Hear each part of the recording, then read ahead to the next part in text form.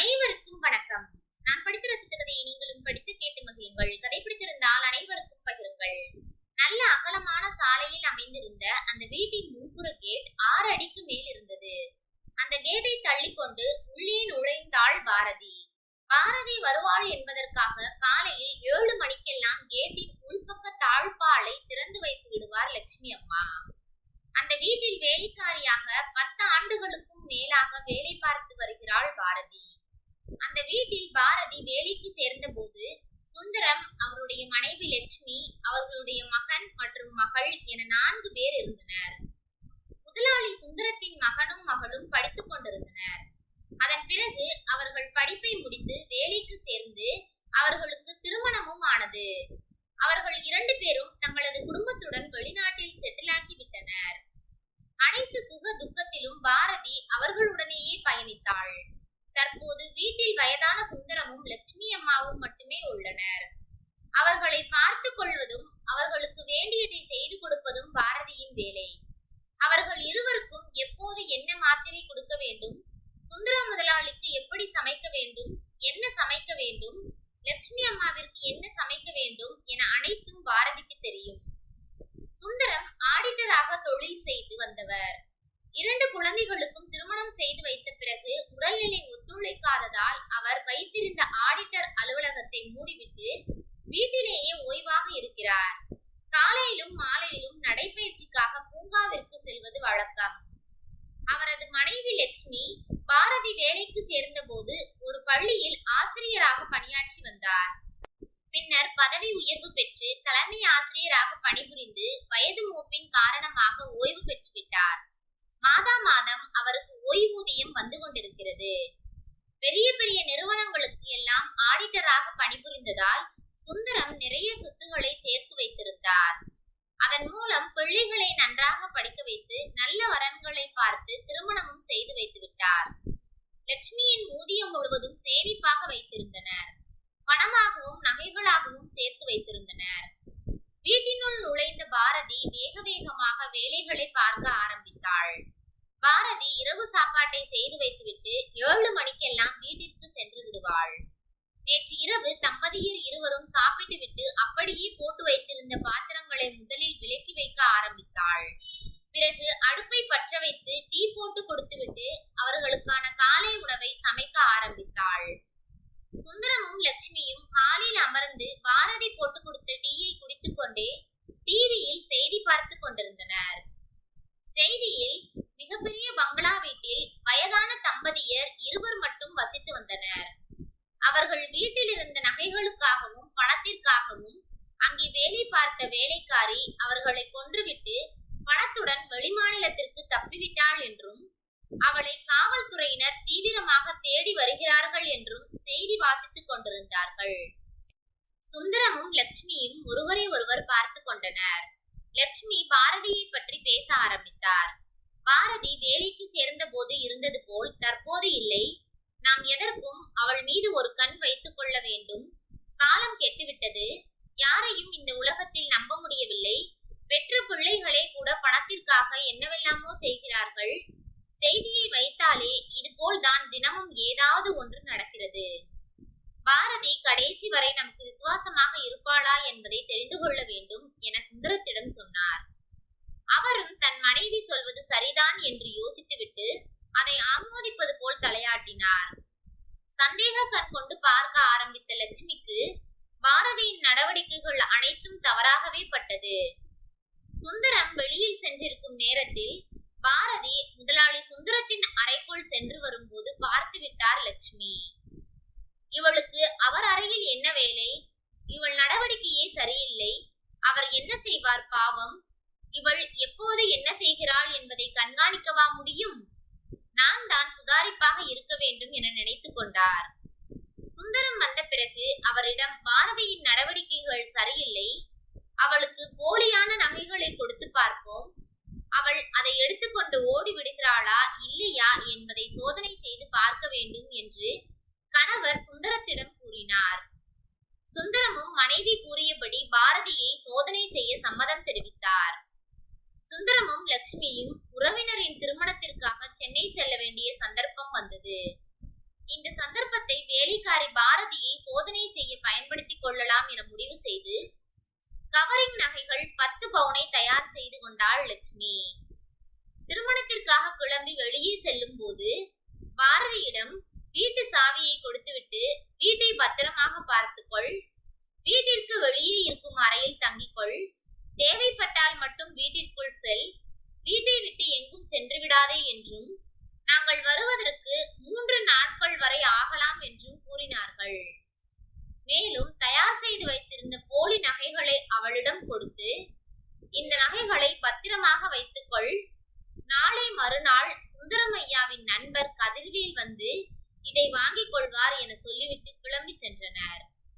திருமணத்திற்காக சென்று இருந்த லட்சுமி எப்போதும் வீட்டை பற்றியே நினைத்துக் கொண்டிருந்தார்.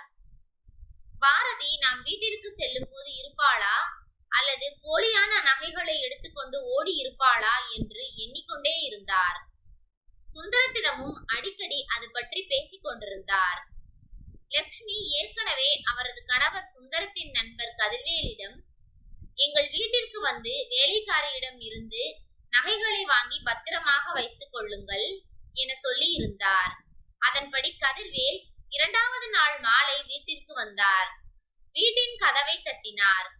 பாரதி வராததால் கதவை தள்ளினார். கேட்டு திறந்தது. கேட்டு உள்பக்கம் தாளிடப்படவில்லை என்று தெரிந்து கொண்டார். உள்ளே சென்ற கதிர்வேல் பாரதியை கூப்பிட்டு பார்த்தார். ஆனால் அங்கு யாரும் இருப்பது போல் தெரியவில்லை. பாரதி நகைகளுடன் ஓடிவிட்டாள் என முடிவு செய்து தனது தொலைபேசியை எடுத்து சுந்தரத்திற்கு பேசினார். நான் வீட்டிற்கு வந்து பார்த்தபோது கேட் சாத்தி இருந்தது, உள்பக்கம் தாளிடப்படவில்லை. எனவே நான் கேட்டை திறந்து கொண்டு உள்ளே போனேன். உள்ளே சென்று பாரதியை தேடி பார்த்தேன். அவள் வீட்டில் இல்லை. எங்கு சென்றாள், எப்போது சென்றாள் என்ற எந்த விவரமும் தெரியவில்லை என சொல்லி முடித்தார்.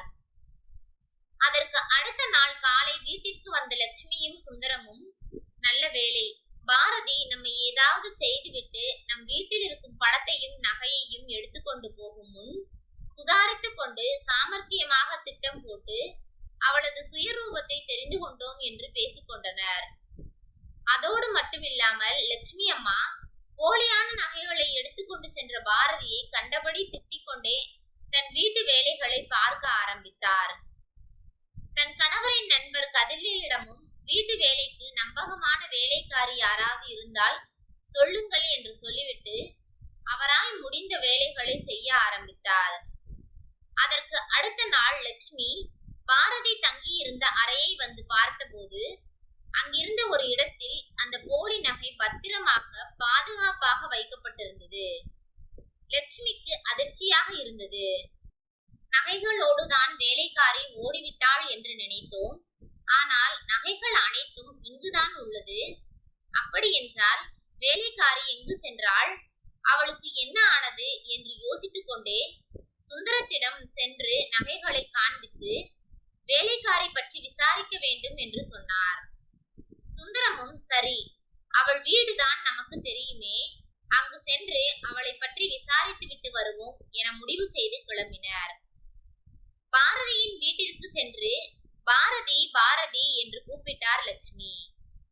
வீட்டிலிருந்து பாரதியின் கணவன் வெளியே வந்து, என்னம்மா இங்க வந்திருக்கீங்க, சொல்லி அனுப்பி இருந்தா நானே வந்திருப்பேனே, என்னால எதுவும் வேலையாகணுமா என்று கேட்டான் பாரதியின் கணவன் சக்தி. அப்படி ஒன்றும் இல்லை, பாரதி வீட்டில் இல்லை, அதான் இங்கு வந்திருக்கிறாளா என்று பார்த்துவிட்டு போகலாம் என வந்தோம் என சொன்னார். சக்திக்கு உள்ளுக்குள் பயம் தொற்றிக் கொண்டது. என்னம்மா சொல்றீங்க, நீங்க ஊருக்கு போயிருக்கீங்க, 3 நாள் வீட்டை பார்த்துக்கணும், அதனால என்னால இங்க வர முடியாது என்று சொன்னாளே, இதுவரை இங்கு வரவில்லையே, அவளுக்கு என்ன ஆனதோ என்று புலம்ப துவங்கினான். சுந்தரத்திற்கும் லட்சுமிக்கும் என்ன செய்வது என்றே தெரியாமல் தன் நண்பரை உதவிக்கு அழைத்தார் சுந்தரம். கதிர்வேல் வேகமாக அவர்களது வீட்டிற்கு வந்து நடந்தது அனைத்தையும் கேட்டுவிட்டு அவர்களிடம், நம் நகைதான் கிடைத்து விட்டதே, அவள் எங்கு சென்றால் என்ன, நான் உண்மையான விசுவாசமான வேலைக்காரியை உங்களுக்கு ஏற்பாடு செய்கிறேன் என்றார் கதிர்வேல். லட்சுமி மனசு கேட்காமல் காவல் நிலையத்தில் புகார் செய்யலாம் என்றார். லட்சுமி சொல்வதும் சரிதான், செய்து விடுவோம். இல்லையேல் அவளுக்கு ஏதாவது ஆகிவிட்டால் நம் மீது பழி வந்துவிடும் என்றார் சுந்தரம்.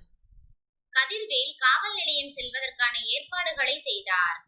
பாரதியின் கணவரையும் கூட்டிக் கொண்டு காவல் நிலையம் சென்றனர். நாங்கள் ஊருக்கு சென்றிருந்தோம். வீட்டில் காவலுக்காக இருந்த பாரதி என்ற வேலைக்கார பெண்ணை 2 நாட்களாக காணவில்லை என புகார் தெரிவித்தனர். அவர்கள் அனைவரையும் அழைத்து கொண்டு வீட்டிற்கு வந்து தடயங்களை சேகரித்து விட்டு கண்டுபிடிப்பதற்கான நடவடிக்கைகள் எடுப்பதாக சொல்லிவிட்டு சென்றார் இன்ஸ்பெக்டர். அன்று மாலை மீண்டும் வீட்டிற்கு வந்த காவலர்களும் இன்ஸ்பெக்டரும் பாரதி தங்கியிருந்த அறையை மீண்டும் சோதனை செய்தனர். பின்னர் இன்ஸ்பெக்டர் வந்து சுந்தரத்திடம், தொடர் குற்றங்களால் அரசுக்கு நிறைய கெட்ட பெயர் வந்துள்ளது, சட்டம் ஒழுங்கு சரியில்லை என எதிர்க்கட்சியினர் குற்றம் சுமத்துகின்றனர். 2 மணி நேரத்திற்குள் பாரதி கிடைக்கவில்லை என்றால் அவளை கடத்தியவர்களை என்கவுண்டர் செய்ய சொல்லி உத்தரவு வந்துள்ளது என்ற தகவலை தெரிவித்தார். இன்ஸ்பெக்டர் உடனிருந்த காவலாளிக்கு ஒன்றும் புரியவில்லை. எதற்காக இப்படி சொன்னீர்கள்? நீங்கள் சொல்வது போல் எந்த உத்தரவும் இல்லையே, எனக்கு ஒன்றும் புரியவில்லை என்று அவரிடம் கேட்டார். இன்ஸ்பெக்டரோ, ஒரு சந்தேகத்தின் பேரில் தான் இந்த வார்த்தைகளை சொல்லி பொறி வைத்திருக்கிறேன். நான் வைத்த பொறி சரியாக இருந்தால் குற்றவாளி சிக்கிக் கொள்வான் என்றார்.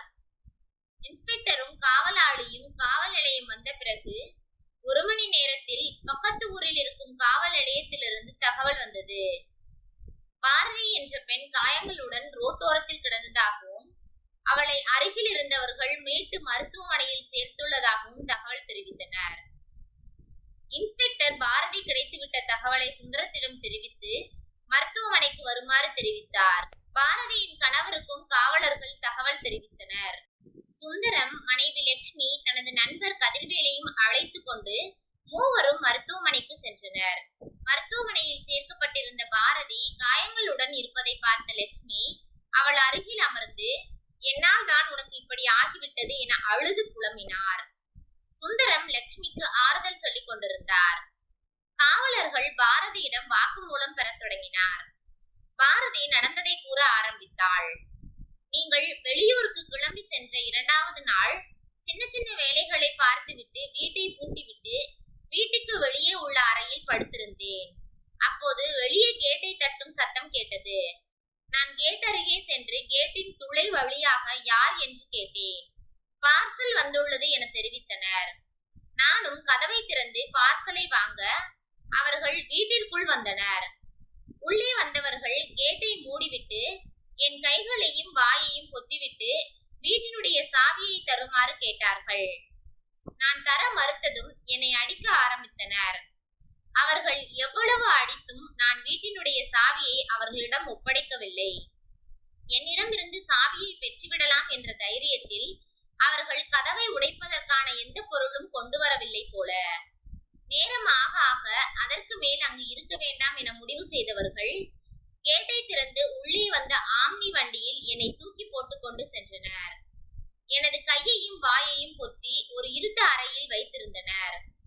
இன்று அவர்கள் என்னை தூக்கி கொண்டு வந்து சாலையின் ஓரத்தில் போடுவதற்கு முன்பாக அவர்களுக்கு யாரிடமிருந்தோ தொலைபேசியில் அழைப்பு வந்தது.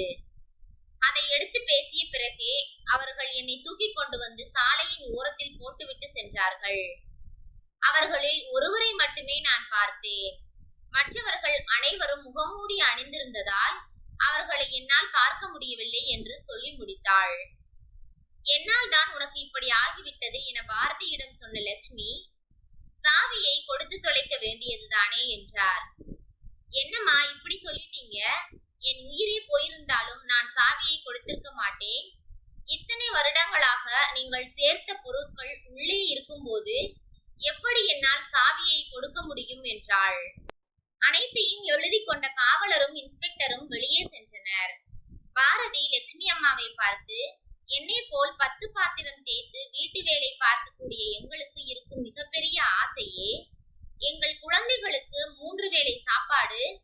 அவர்கள் எங்களை போல் நாளை இந்த உலகத்தில் கஷ்டப்படக்கூடாது என்பதற்காக அவர்களுக்கு போதிய படிப்பை கொடுக்க வேண்டும் என்பதை தவிர வேறு என்ன இருக்க போகிறது என்று சொல்லி கண் கலங்கினாள். கடந்த 1 வாரத்தில் 10 வருடத்தில் நான் பார்க்காத ஒரு லட்சுமி அம்மாவை பார்த்தேன். உங்கள் கண்களில் என் மீது சந்தேக பார்வை படர்ந்திருந்ததை உணர்ந்தேன். இதற்கு மேல் இந்த வீட்டில் வேலை செய்ய வேண்டாம் என முடிவெடுத்து என் கணவரிடம் கூறினேன். அவர் வேறு ஒரு இடத்தில் சொல்லி வைத்துள்ளேன், அங்கு வேலைக்கு செல்லும் வரை காத்திரு என்று சொன்னார். வேறு வழியில்லாமல் நான் வேலைக்கு வந்து கொண்டிருந்தேன் என்றாள். இந்த உலகத்தில் உள்ள அனைவருக்கும் பணம் மிகப்பெரிய தேவைதான். அதற்காக அனைவரும் ஒருவரை ஒருவர் ஏமாற்றிக் கொண்டும் கொலை செய்தும் கொள்ளையடித்துக் கொண்டும் இருப்பதில்லை. அப்படி இருந்தால் இந்நேரம் இந்த உலகமே சுடுகாடாக மாறியிருக்கும். இன்னும் இதே ஊரில் ஆட்டோவில் தவறவிட்ட பல லட்ச ரூபாய்களையும் நகைகளையும் குப்பையில் போட்ட நகைகளையும் பணத்தையும் எடுத்து திருப்பி கொடுத்து கொண்டிருக்கும் என்னை போன்ற வேலைக்காரர்களும் துப்புரவு பணியாளர்களும் இருந்து கொண்டுதான் இருக்கிறார்கள். பணத்தை மட்டுமே குறிக்கோளாக நினைக்காமல் மனிதம் இருந்தால் போதும் என்று நினைக்கக்கூடிய லட்சக்கணக்கான மக்கள் இருக்கத்தான் செய்கிறார்கள் என்று சொல்லி முடித்தாள் பாரதி. வெளியே பேசிக் கொண்டிருந்த காவலர்கள் உள்ளே வந்து சரி வாங்க போகலாம் என்று கதிர்வேலின் கையை பிடித்து இழுத்தனர். என்ன நடக்கிறது என்று புரியாமல் சுந்தரம் பார்க்க, பாரதியை கடத்தியது, உங்கள் வீட்டை கொள்ளையடிக்க திட்டம் போட்டது என அனைத்தையும் செய்தது இவர்தான். இவர் மீது சந்தேகப்பட்டுதான் இன்னும் 2 மணி நேரத்தில் பாரதி வரவில்லை என்றால் கடத்தியவர்களை சுட்டுக் கொள்வோம் என்று சொன்னேன். பயந்து போன உங்கள் நண்பர் உடனே தனது கூட்டாளிகளுக்கு தொலைபேசியில் தொடர்பு கொண்டு பாரதியை விடுவித்தார். இவரது தொலைபேசி எங்களால் ஒட்டு கேட்கப்பட்டு பதிவு செய்யப்பட்டுள்ளது என்று சொல்லிவிட்டு கதிர்வேலை கைது செய்து அழைத்து சென்றனர். பாரதி குணமான பின்பு எவ்வளவோ கூறியும் சுந்தரத்தின் வீட்டிற்கு வேலைக்கு வர மறுத்துவிட்டாள். மன்னித்து விடுங்கள், இனி என்னால் உங்கள் வீட்டில் வேலை பார்க்க முடியாது என சொல்லிவிட்டாள். அவள் இடத்தில் யாராக இருந்தாலும் இதைத்தான் செய்வார்கள் என உணர்ந்து கொண்டார் லட்சுமி. சரி, என் வீட்டில் வேலைக்காரியாக இல்லாத நீ யார் வீட்டிலும் வேலைக்காரியாக இருக்கக்கூடாது. நாங்கள் செய்த தவறுக்கு பிராயச்சித்தமாக நாங்களே உனக்கு மளிகை கடை ஒன்று வைத்து தருகிறோம் என்று சொல்லி சுந்தரமும் லட்சுமியும் அவள் வாழ்க்கைக்கான வழியை அமைத்து கொடுத்தார்கள். இணையத்தாலும் செல்போனாலும் உலகமே இன்று கைக்குள் வந்துவிட்டது. எந்த மூலையில் சிறு தவறு நடந்தாலும் உடனே அது நமக்கு தெரிந்து விடுகிறது. அதனால் நமக்கு நம்மை சுற்றி தவறு மட்டுமே நடக்கிறது, தவறு செய்பவர்கள் மட்டுமே இருக்கிறார்கள் என்ற எண்ணம் வந்துவிட்டது. அனைத்தையும் பார்த்து பயப்பட ஆரம்பித்து விட்டோம். இந்த தவறுகள் எல்லாம் லட்சத்தில் ஒருவர் செய்வது, பல்லாயிரக்கணக்கான பேரில் ஒருவர் செய்வதுதான். இந்த உலகில் மனிதர்களிடம் மனிதம் இன்னும் இருப்பதாலேயே நாம் உயிருடன் இருக்கிறோம். ஒருவர் மற்றவர் மீது வைத்துள்ள நம்பிக்கையில் தான் நம் வாழ்க்கை இயங்கிக் கொண்டிருக்கிறது. ஏன், இந்த உலகமே அப்படித்தான் இயங்கிக் கொண்டிருக்கிறது. நன்றி. கதை பிடித்திருந்தால் லைக் பண்ணுங்க, ஷேர் பண்ணுங்க, சப்ஸ்கிரைப் பண்ணுங்க. உங்களுடைய கருத்து